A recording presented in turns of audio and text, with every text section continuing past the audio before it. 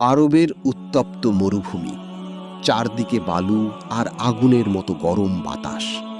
মানুষ তখন অন্ধকার যুগে বাস করত। মূর্তি পূজা, অত্যাচার, অহংকার এসবই ছিল তাদের জীবনের অংশ। ধনী মানুষরা গরিবদের মানুষই মনে করত না। দাসদের কোনো অধিকার ছিল না, তাদেরকে পশুর মতো ব্যবহার করা হতো। আর সেই সময়ে মক্কার এক দাসের নাম ধীরে ধীরে ইতিহাসে অমর হয়ে যায়। তিনি ছিলেন হযরত বিলাল। বিলাল ছিলেন একজন কৃষ্ণাঙ্গ দাস। তার মালিক ছিল অত্যন্ত নিষ্ঠুর, নাম ছিল উমাইয়া ইবনে খালাফ। বিলালকে সারাদিন কঠিন কাজ করানো হতো। কেউ তাকে সম্মান করত না, কারণ সেই সমাজে দাসদের কোনো মূল্য ছিল না। কিন্তু আল্লাহ তার জন্য অন্য পরিকল্পনা রেখেছিলেন। একদিন মক্কায় খবর ছড়িয়ে পড়ল, একজন মানুষ নিজেকে আল্লাহর নবী দাবি করছেন। তিনি মানুষকে বলছেন, আল্লাহ একজন, মূর্তি কোনো উপকার করতে পারে না। তিনি ছিলেন মুহাম্মদ। ধীরে ধীরে কিছু মানুষ ইসলাম গ্রহণ করতে শুরু করল। তারা বুঝতে পারল এই দুনিয়ার আসল মালিক একমাত্র আল্লাহ। বিলাল রাদিয়াল্লাহু আনহু সেই সত্য শুনলেন। তারপর শুরু হলো ইতিহাসের সবচেয়ে নির্মম নির্যাতনগুলোর একটি। দুপুরের ভয়ঙ্কর রোদে বিলাল রাদিয়াল্লাহু আনহুকে মরুভূমির উত্তপ্ত বালুর উপর শুইয়ে রাখা হতো। এমন গরম ছিল যে মানুষ খালি পায়ে হাঁটতেও পারত না। তারপর তার বুকের উপর চাপিয়ে দেওয়া হতো বিশাল পাথর। উমাইয়া চিৎকার করে বলতো, মোহাম্মদকে অস্বীকার করো, লাত ও উজ্জার ইবাদত করো।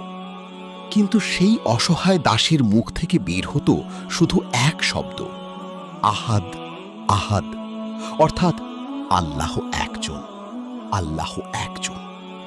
ভাবুন তো সেই দৃশ্য, একজন মানুষ উত্তপ্ত বালুর উপর পড়ে আছেন, শরীর পুড়ে যাচ্ছে, বুকের উপর বিশাল পাথর, চারদিকে অত্যাচার। তবুও তার ঈমান একটুও কাঁপেনি। তিনি জানতেন এই পৃথিবীর কষ্ট সাময়িক, কিন্তু আল্লাহর সন্তুষ্টি চিরস্থায়ী। দিনের পর দিন নির্যাতন চলতে লাগল।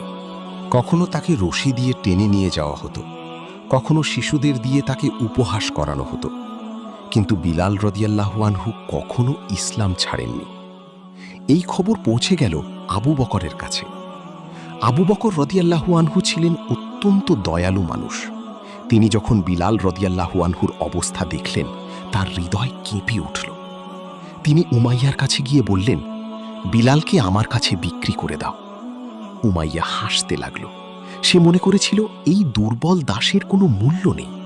সে অনেক টাকা দাবি করল। আর আবু বকর রাদিয়াল্লাহু আনহু এক মুহূর্ত দেরি না করে বিলাল রাদিয়াল্লাহু আনহুকে কিনে নিলেন এবং মুক্ত করে দিলেন। ভাবুন তো সেই মুহূর্তটা, যে মানুষটা এতদিন দাস ছিল, আজ সে স্বাধীন। কিন্তু বিলাল রাদিয়াল্লাহু আনহুর সবচেয়ে বড় স্বাধীনতা ছিল তিনি এখন আল্লাহর বান্দা। এরপর তিনি সব সময় নবীজি সাল্লাল্লাহু আলাইহি ওয়াসাল্লামের পাশে থাকতেন। তার ঈমান, তার ধৈর্য, তার ভালোবাসা সবকিছু নবীজি সাল্লাল্লাহু আলাইহি ওয়াসাল্লামকে মুগ্ধ করেছিল। একদিন ইসলাম আরো শক্তিশালী হলো। মুসলমানরা মদিনায় হিজরত করলেন, সেখানে ইসলামের সমাজ গড়ে উঠল। তখন দরকার হলো মানুষকে নামাজের জন্য ডাক দেওয়ার।